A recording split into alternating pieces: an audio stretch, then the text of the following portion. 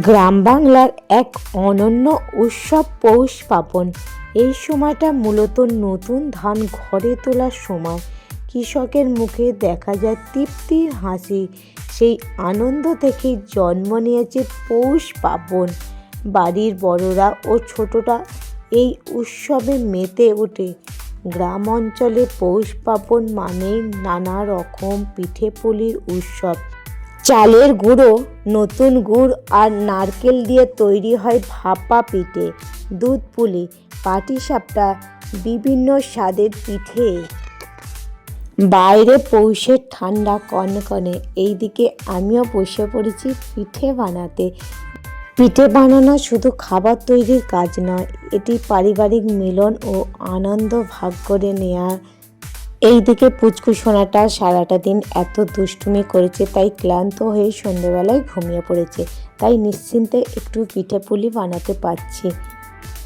তো ফুড দিয়ে এইটা বানিয়ে নিয়েছিলাম, তারপরে সুন্দরভাবে সাজিয়ে নেব।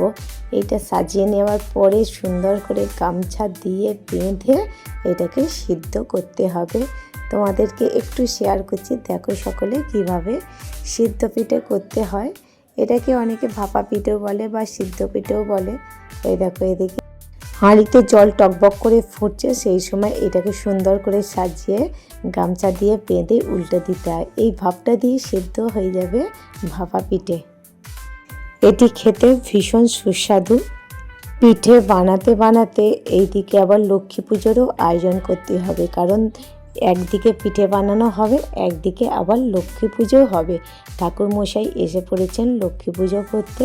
লক্ষ্মী পুজো হয়ে যাবার পরে আমরা প্রসাদ খেলাম। প্রসাদ খাবার পরে পিঠে পুলি নিয়ে বসে পড়েছি পুচকুটাতে আমাতে।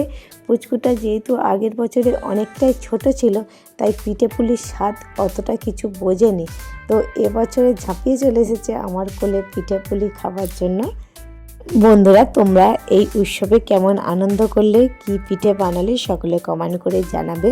বন্ধুরা, ভিডিওটি কেমন লাগলো, যদি ভালো লেগে থাকে তো লাইক সাবস্ক্রাইব করতে ভুলো না। বন্ধুরা, সকলে ভালো থেকো। Tata, bye bye.